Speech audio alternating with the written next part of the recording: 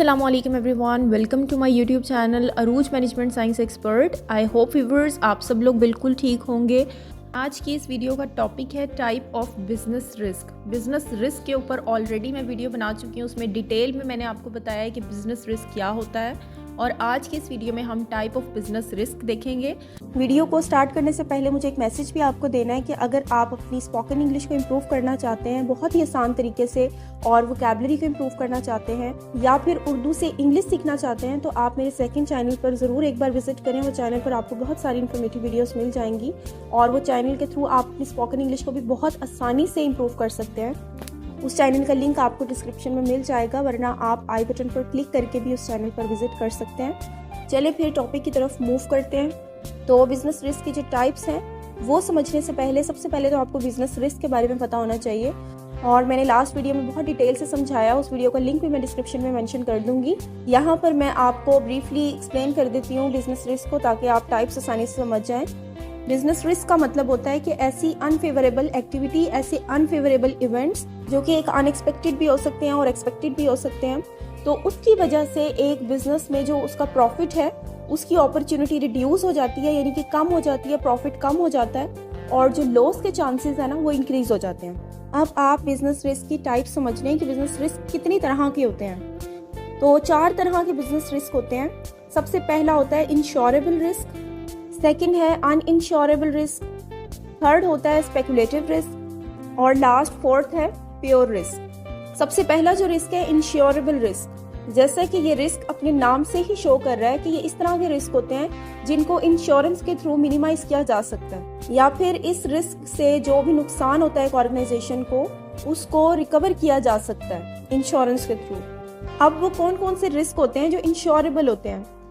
इसमें नेचुरल और physical risk होते हैं जो कि इंश्योरेबल रिस्क होते हैं, जिनकी वजह से नुकसान को अपना रिकवर कर सकते हैं। बेसिकली जो मैंने फैक्टर्स बताए थे ना, नेचुरल, फिजिकल, ह्यूमंस, ये सब उसी में से आ रहे हैं। वो फैक्टर्स आप सबसे पहले समझें, उसके बाद आपको आसानी से ये टाइप्स के अंदर कौन कौन से फैक्टर्स इन्वॉल्व हैं वो आपको समझ में आ जाएंगे। तो जो नेचुरल रिस्क होता है उसमें अर्थक्वेक आ सकता है, उसमें फ्लड आ सकता है, हैवी रेन्स अगर हो जाती हैं उसकी वजह से, अगर छत गिर जाती है वेयर हाउस की तो कोई भी नुकसान उसकी वजह से हो सकता है ना, कोई आग लग जाती है। तो इस तरह की जितनी भी सिचुएशंस होती हैं और उनकी वजह से जितने भी रिस्क होते हैं उनको कहा जाता है नेचुरल रिस्क। तो इस तरह के जितने भी रिस्क होते हैं उनकी पहले से इंश्योरेंस होती है, और अगर इस तरह का कोई लॉस आपको हो जाता है कंपनी को, तो इंश्योरेंस कंपनी जो है, क्योंकि आपने इंश्योरेंस करवाई है तो इसीलिए आपको कंपनसेट कर देती है, और आपका जो लॉस है वो मिनिमाइज हो जाता है या फिर रिकवर हो जाता है। ठीक है। और इसमें नेचुरल के बाद फिजिकल रिस्क था। तो फिजिकल रिस्क क्या हो सकता है? कोई मशीनरी हो सकती है, कोई इक्विपमेंट से कंपनी की हो सकती है, फर्नीचर, गुड्स, या फिर लैंड वगैरह, बिल्डिंग, इनकी इंश्योरेंस अगर करवाई है आपने और इसको नुकसान हो जाता है तो वो इंश्योरेंस कंपनी आपको कंपनसेट कर देती है। ठीक है। तो जो इंश्योरेबल रिस्क होते हैं ना उससे तो आप बच सकते हैं इंश्योरेंस के थ्रू। नेक्स्ट जो है अनइंश्योरेबल रिस्क, जो कि नाम से पता चल रहा है कि इसमें इंश्योरेंस का कोई काम नहीं है। ये ऐसे रिस्क होते हैं जो कि अगर हो जाते हैं तो इंश्योरेंस कंपनी आपको कंपनसेट नहीं करती। अब इसके अंदर कौन कौन से फैक्टर्स इन्वॉल्व हैं? इकोनॉमिक रिस्क होते हैं और ह्यूमन रिस्क होते हैं। इन दोनों फैक्टर्स की इंश्योरेंस नहीं हो सकती, इसीलिए इस तरह से जितने भी नुकसान होता है ना उसको इंश्योरेंस कंपनी कंपनसेट नहीं कर सकती, क्योंकि ये अनइंश्योरेबल है, इनकी इंश्योरेंस नहीं हो सकती। इकोनॉमिक रिस्क किस तरह से हो सकता है? अगर कंपटीशन मार्केट में बहुत हाई हो गया है, यानी कि आपकी तरह के और भी बहुत सारे कंपेटिटर्स आ गए हैं, तो आपके लिए रिस्क है कि आपके कस्टमर्स हो सकता है आपके कंपेटिटर्स के पास चले जाएं, या फिर आपके कंपेटिटर्स प्राइसेस लो करके सेल कर रहे हैं तो सारे कस्टमर उधर चले जाएं। आपको रिस्क है इस चीज़ का भी कि आपको नुकसान हो सकता है, आपकी चीज़ें ही ना सेल हों। इसी तरह से कस्टमर्स की प्रेफरेंस भी तो चेंज हो सकती है कि कंज्यूमर्स पहले कुछ लेना चाह रहे थे, अब फैशन ही चेंज हो गया, अब वो नई चीज़ लेना चाह रहे हैं और आपकी मार्केट में वो चीज़ आ गई है, तो इसी वजह से भी आपको रिस्क हो सकता है। और इसी तरह से इन्फ्लेशन अगर हो जाता है, इन्फ्लेशन में प्राइसेस हाई हो जाती हैं, तो फिर क्या होता है कि लोगों की जो बाइंग पावर है, परचेसिंग पावर है, वो कम हो जाती है। उनके पास इतने पैसे नहीं होते कि वो अपनी जो है वो डिमांडेड चीज़ें खरीदें। इससे भी एक अल्टीमेटली बिजनेस को नुकसान होता है। इसी तरह से अगर प्रोडक्ट ऑब्सोलेंस है, वो भी एक बहुत बड़ा रिस्क क्रिएट कर सकती है। अब आप कहेंगे प्रोडक्ट ऑब्सोलेंस क्या होता है? तो ये भी सेम ही कस्टमर की प्रेफरेंस से रिलेटेड ही होता है कि अगर आपकी प्रोडक्ट आउटडेटेड है, यानी कि एक लॉन्ग टाइम तक नहीं चलेंगी, और वो क्यों नहीं चलेंगी, जैसे अगर टेक्नोलॉजी चेंज हो गई है, या फिर कस्टमर की प्रेफरेंसेस चेंज हो गई हैं, या फिर मार्केट में फैशन चेंज हो गया है, तो फिर आपकी प्रोडक्ट्स क्यों कोई खरीदेगा। तो ये भी आपके बिजनेस के लिए एक नुकसान है, एक रिस्क है। अब जितने भी इकोनॉमिक रिस्क हैं वो इंश्योरेबल तो नहीं है। अब इंश्योरेंस कंपनी है तो नहीं कहेगी फैशन चेंज हो गया है तो अब आपको नुकसान हो गया है तो अब हम आपको रिकवर कर देते हैं इसका। इस तरह के नुकसान को आप कंपनसेट नहीं कर सकते इंश्योरेंस कंपनी के थ्रू। और सेकंड अनइंश्योरेबल रिस्क क्या था, ह्यूमन रिस्क। अब ह्यूमन रिस्क क्या हो सकते हैं, वो तमाम रिस्क जो कि एक ह्यूमन से रिलेटेड होते हैं। जैसे कि इसमें सबसे मेन आ जाता है शॉप लिफ्टिंग हो सकती है। शॉप लिफ्टिंग का मतलब होता है कि अगर आप कोई कस्टमर आपके पास चीज़ खरीदने आया है लेकिन वो कोई इलीगल एक्टिविटी परफॉर्म कर रहा है जिससे वो आपके बगैर पैसे दिए चीज़ लेकर चला गया है, या कह दें चोरी करके लेके चला गया है, तो इससे भी आपको एक बहुत बड़ा बिजनेस को रिस्क हो सकता है। इसी तरह से अगर आपके एम्प्लॉय ही चोरी कर रहे हैं, कोई मिसरिप्रेजेंटेशन कर रहे हैं, मिसलीड कर रहे हैं, या फिर कोई भी आपके बिजनेस की चीज़ को चुरा कर कोई पर्सनल यूज़ कर रहे हैं उसका, तो ये भी आपके बिजनेस के लिए एक रिस्क है। या फिर आपके कंपनी में या बिजनेस में रॉबरी हो जाती है, चोरी हो जाती है, डकैती हो जाती है, तो ये भी एक मेजर रीज़न है कि एक बिजनेस में रिस्क क्रिएट हो सकता है इसकी वजह से भी।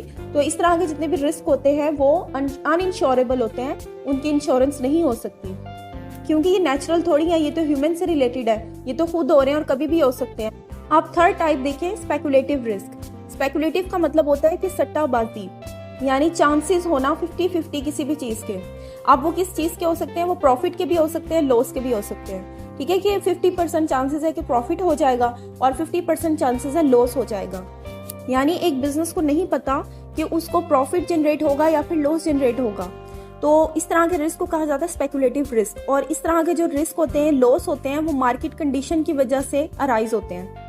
जैसे अगर मार्केट में जो डिमांड और सप्लाई है वो फ्लक्चुएट कर गई है तो हो सकता है कि आपको रिस्क बेयर करना पड़े। आपने प्रॉफिट का सोचा था लेकिन एकदम कस्टमर का फैशन चेंज हो गया है, कंज्यूमर की प्रेफरेंस चेंज हो गया है, वो टेस्ट उनको कुछ और चाहिए, तो उनकी डिमांड चेंज हो जाएगी।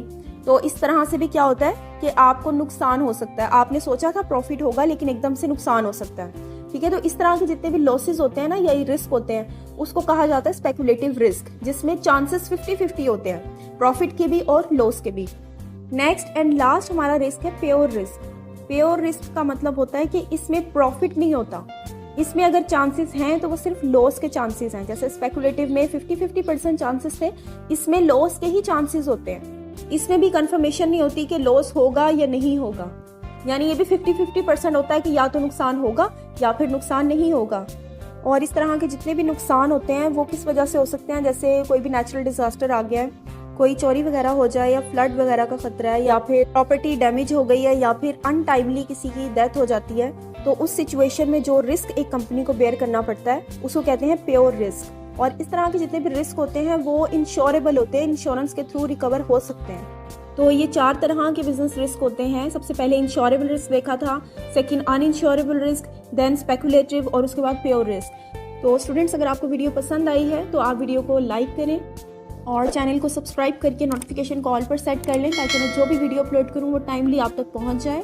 मिलते हैं नेक्स्ट किसी नई इन्फॉर्मेटिव वीडियो के साथ, तब तक के लिए अल्लाह हाफिज़।